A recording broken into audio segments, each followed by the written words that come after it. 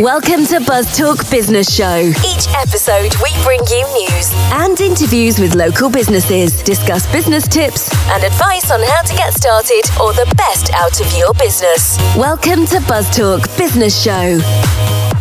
Hello, everybody. My name's Alex from SMJ Media Group, and we are back in the Login Lounge in Camberley. And today I am joined with Adrian Jones from Keller Williams. Hello, Adrian. Hello, good to be here. How are you? I'm very well, actually. Very Good. Now, I hear you're going to talk to us a little bit about the property market and how things are looking out there.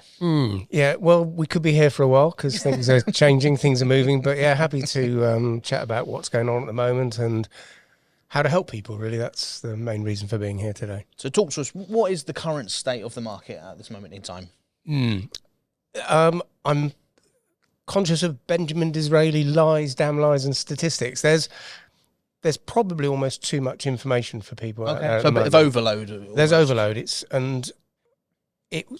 typically property news is sort of somewhere deep into a newspaper in old language, but it's front page news, it's headline news on web portals, and all of these people are obviously trying to grab your attention. They're trying to put a spin on it. They're trying to make it more dramatic. Of course.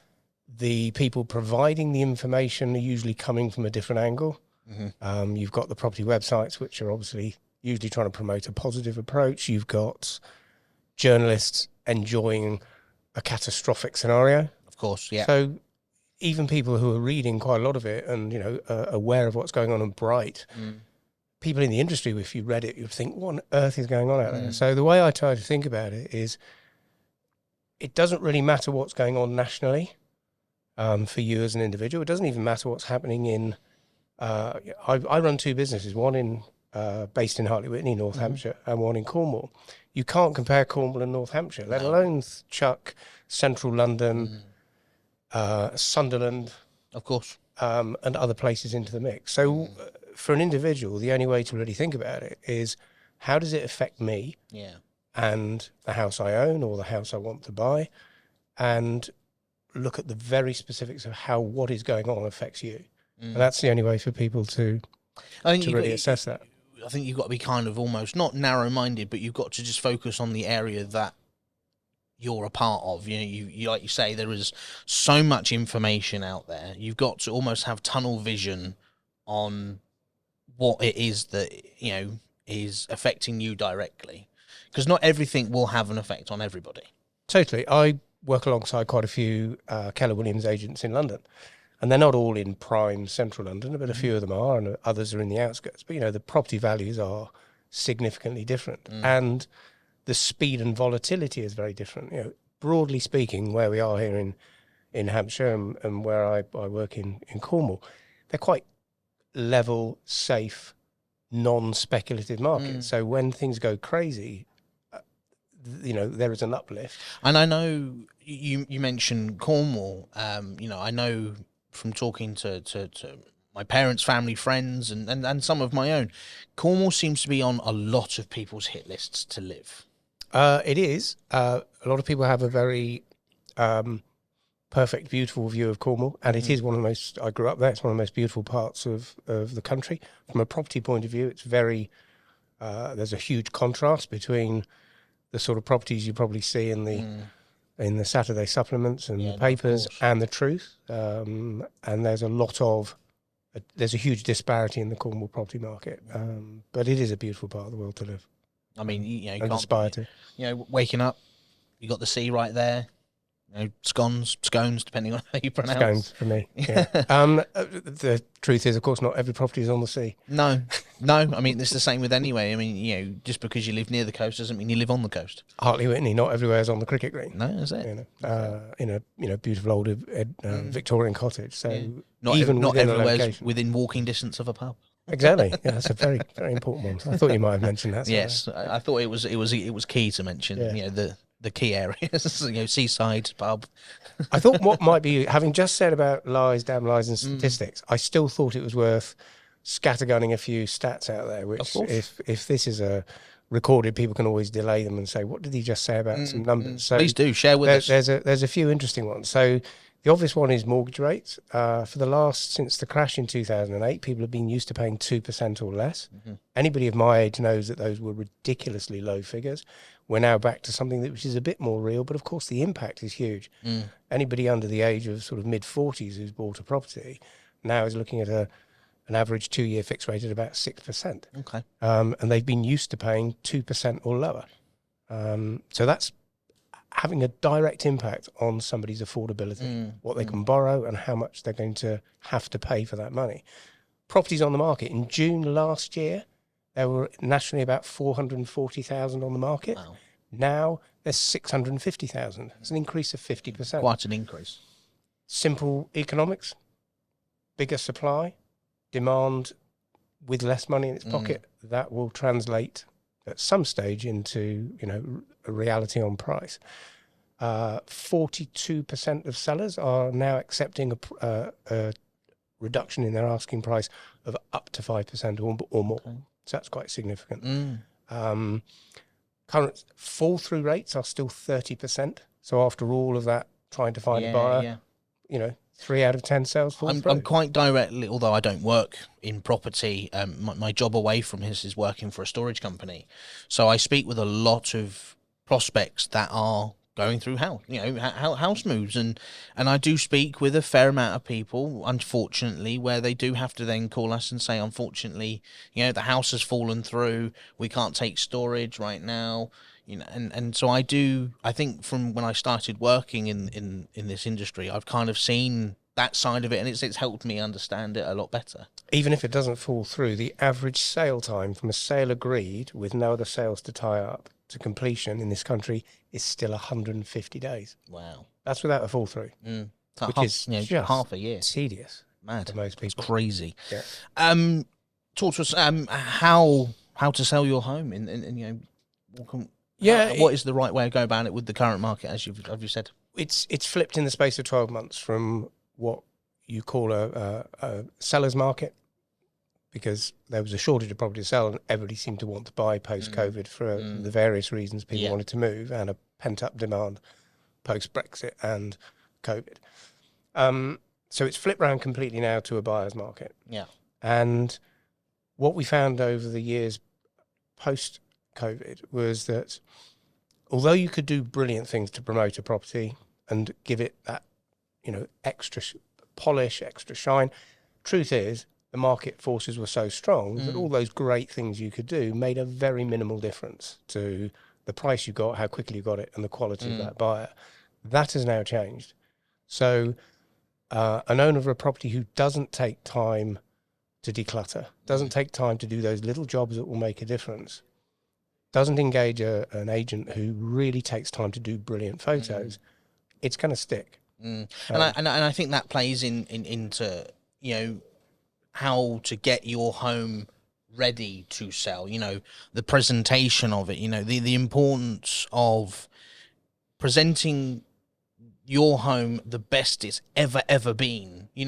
Although you want to show that it was lived in and it was well looked after, you don't want your children's toys lying all over the floor. You make sure that the husband's put his pants in the bin. You don't want things like that lying around, because it's the property. People are going to look at it and be like, they've not looked after it, why should I? You're absolutely right. And regardless of the condition of that property, you can still present it to its very best. So using an extreme, some people live in a show house. They are immaculately tidy, immaculately clean. Everything's superb. You could walk in any day of the week and take amazing photos. We have the opposite extreme, which is a house that maybe somebody's lived in for 30, 40 years and passed away. You can still do the very best you can with an empty probate property to clean it, freshen it, so that people are still encouraged to come and look at it and buy it. Because the thing to remember is, when I first got involved in property industry, people would go to an estate agent, sit with them, and they would go through what they were looking to buy. They would then get a phone call to discuss a property that had come on the market. That doesn't happen. People don't go into the offices anymore. They look online. So your presentation online is everything. And because nobody phones you. No. Very few people phone you to say, what have you got on the market?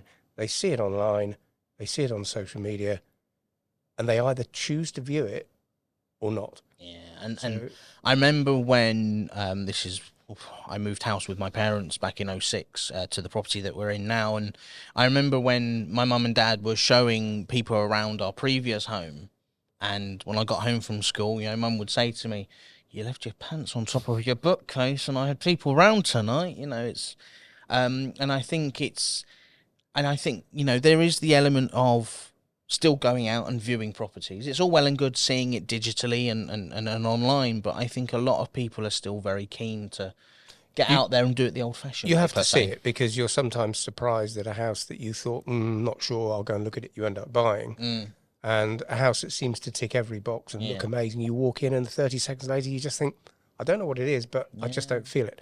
Interestingly, as your parents showing somebody around the house, dreadful thing to do. Most owners are really bad at showing their own house. They will always talk about the things that are wrong, and you never get good feedback from the buyer.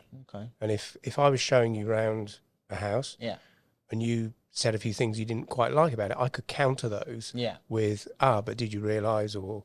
Whereas nobody's going to walk around with an owner and say anything derogatory about their property. No. So you have no chance to challenge it. I understand. And they'll tell you about the damp and and all the other things that nobody really wants to know Well, about. they're going to just put, we'll put a sofa in front of that, put a blanket over the dog, And I think what you've said is entirely right. I think when you're the homeowner and you're showing people around your house, people will be afraid to speak the truth. Because they don't want to hurt your feelings, because this is your home that you're currently living in. And the last thing you want is people to come in and go, well, your bath's clearly leaked because I can see downstairs in your living room because you've got a big damp patch on the ceiling. People aren't going to point that out. But I think if you're then being shown round by an estate agent who will know the ins and outs of the property and, like you say, will be able to counter any... or a majority of the questions thrown at them. I recently went to view a property. Jack came with me because I like a bit of not a sidekick, but like a second opinion. Good idea. And just because my parents were otherwise engaged, and we were walking around the property, and we were seeing quite clearly. We could be like, we can have that there, and then I'm like, well, what's that? But then Jack was also picking up things that I'd missed. Yeah, because you're emotionally involved in it. You're thinking of buying a home. And to have somebody else is a really, really good idea, even if it's for the second viewing, because that person will not be buying with their heart or even buying it. They'll be a bit more clinical. Yeah. Sometimes that person actually likes it even more because you're the one thinking, oh, golly, I'm thinking of buying a house. It's a bit overwhelming. This is pretty scary. And this other person actually can often say, actually, this is a really good house, for whatever reason. I don't think you can ever sell a house to somebody where they just don't get the feel for that house. But what you can do is just suggest ideas and correct them if they've said something. Yeah. And I've learned from viewing, a handful of properties now, not to go in and show that I'm excited by a place. I've known to kind of tone it down a little bit. Don't go in and think, oh my God, yes, this is amazing. Show that I like it, but just tweak it slightly. Oh, I see. So playing clever. Yes. Yeah, okay. Thing is, though, as the agent, if you've shown, we typically do open houses. Yeah. Where there's probably 7 or 8 people who viewed it. You remember the guy who says, love this house. Yeah. The person who's tried to play it cool, you think, I'm not so sure about him. So you're not quite so sure about their passion. Okay. We've talked about the presentation bit. The other thing which I don't think is being tackled as it should is price. Pricing.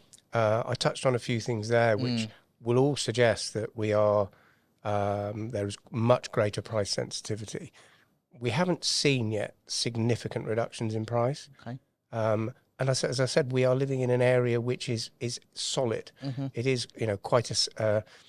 It's not a speculative investment area. It's not London. It is a sound area where people come for jobs and education and all the good old stuff. But just to chuck another stat, there's somewhere between 800,000 and 1 million fixed rate mortgages expiring before the end of the year.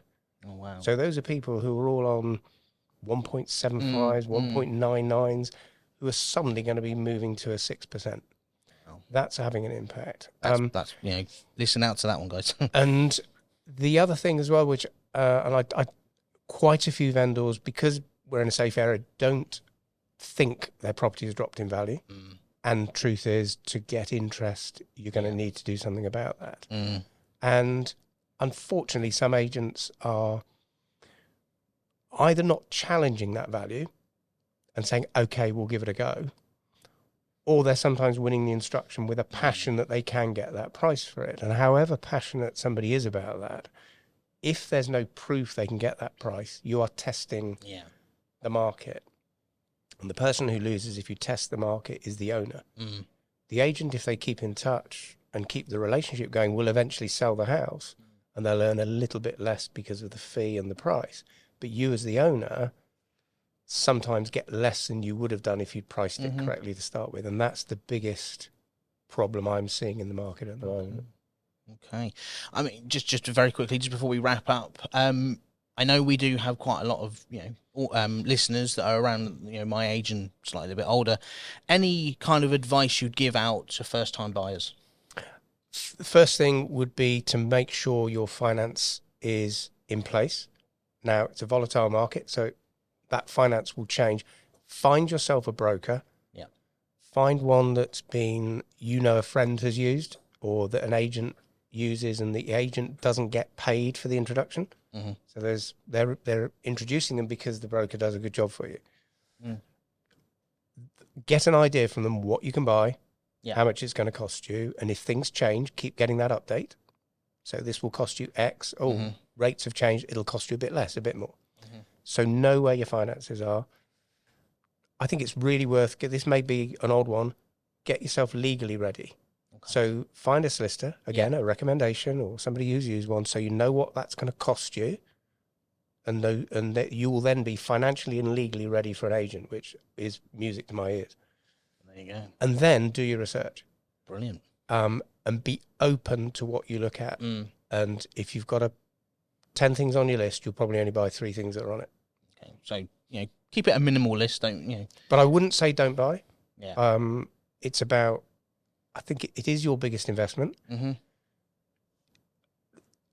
If you are buying something to sell it on very quickly, not the time to do it. If you're buying your home, your roof above your head, get out of the house from your parents, it means more than just the investment. So you're now speaking directly to me. I'm talking directly to you. This is my exact situation. This is why I asked that question, because it's not only giving our listeners and our viewers advice, but you're really helping me as a person as well. Because get your head in the right place at the very beginning. Get your head in the right place financially. Get prepared legally, and then to some extent you can use your heart to say, "That's the house or flat that I like." Yeah. And if I'm going to live here for the next 2, 3, 4 years, these little fluctuations won't actually impact on me. There you go. Thank you ever so much, Adrian. It's been an absolute pleasure. Absolute pleasure. Thanks very much. Thank you very much. Hi everyone, I'm Tammy. And I'm Alex. And we are from SMJ Media Group. We create fun-filled content for local businesses and for you guys to enjoy. If you enjoy our content and would like to see more and let us get more creative, there is a way you can sponsor us at buymeacoffee.com/SMJ Media Group. and buy us a coffee.